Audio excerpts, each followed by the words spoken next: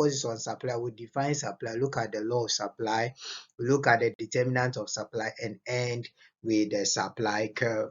So when we talk about supply, we are actually talking about the amount of goods and services that producers are actually willing and are able to offer for sale in the market at various prices. So producers are not just willing, but the the willingness is backed by the ability to offer these products or service in the market. So this concept actually represent the total amount of goods and services that are available to the consumer. So it is the supplier that brings the goods to the market. So if the supplier does not bring any good, then there wouldn't be any good in the market. So the law of supply states that all other things being equal, when the price of a commodity increases, you are expecting that the quantity supply will increase. And when the price falls, you are expecting that the quantity supply will also fall. So showing us that there is a positive relationship between the quantity supply of a particular commodity and the price of that commodity. So we can pick it up from the basic principle of economics, which states that individuals respond to incentive. So the suppliers are going to respond to increases in prices. So when there is price increase, for instance, it's going to motivate the producers to actually supply more. And then when there is falling in the price of the commodity, it serves as a disincentive that demotivates them from supplying. So because when they supply more at a very high price, it's going to increase their revenue and profit, and vice versa when the price reduces. So let's talk about the determinants. So the first one, the most important one, is the price of the good or service. So we are expecting that when prices increase, it's going to serve as a positive incentive that to cause the quantity supply to increase, and when the price reduces, the quantity supply will also reduce. We can talk about the price of the input. So price of the input actually fits into the cost of production.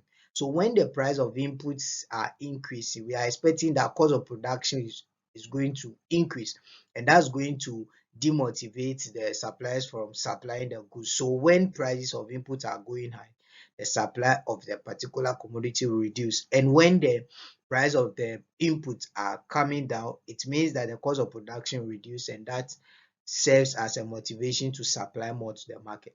We can also talk about government policies such as taxes and subsidies. So with taxes, we say that when taxes are increased, what happens is that suppliers' cost of production will increase because they have to pay more to the government, and that's going to reduce the supply of the commodity. And when the taxes reduce, we are expecting that cost of production will reduce, and then supply is going to increase. Subsidies are positive regards to supply, because when subsidies are increasing, that means that um suppliers are going to have their cost of production to reduce because they are actually getting some subsidies, and that's going to increase supply.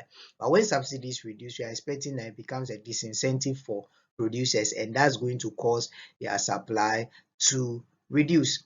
Let's talk about technology. So the technology is the way that the good or service is produced. So when it's mechanized, it reduces the cost of production, and that's what is going to cause supply to increase. But when it's labor intensive, it means that when I want to produce more of the commodity, I need to supply more labor, and I have to pay them salaries, and that's going to cause my cost of production to increase, and then it will reduce my supply. The number of sellers also have influence on the supply in the market. So when the suppliers are more, we are expecting that the quantity supplied is going to increase, and then when number of sellers reduce, then we are expecting that supply will also reduce. Expectations with regards to price, the cost of inputs and all that. So with regards to price, for instance, when producers are expecting that there will be increase in prices, what happens is that they are going to hoard the product, because in the future they will get more revenue from selling the product. So they will hold the product until the prices increase, and they will bring it out for sale. So for instance, if they are expecting that there will be increase in the fuel prices, when you go to the station, they'll tell you there's no fuel so that they can get more profit when prices increase. And natural factors, for instance, farmers, when there is drought, for instance, and they don't get rain for their produce, then it's going to affect the number of produce that they bring to the market for sale. Now let's talk about the supply curve. So we said that, holding all other things equal, we want to know the relationship between the price of the commodity and the quantity supply of that particular commodity. So what the supply curve does is to show us the relationship between the price of the commodity and the quantity supplied of the commodity. So it's a graph that indicates the relation between the price of a good and the quantity supplied. And from the law of supply, we now know that the supply curve is positively sloped, or what we call the upward sloping, because we have a positive relationship between price and quantity. So from the supply curve, you see that the y-axis contains the price and then the x-axis contains the quantity. So if you have a point which is a combination of price 1 and then quantity 1, then we have another price and quantity combination which gives us another point here.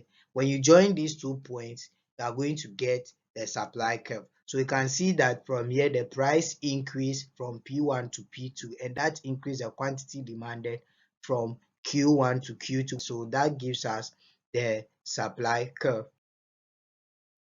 So before I leave you in this video, I want to give you an assignment. So your assignment is: demand for a particular product indirectly affects the supply for the product.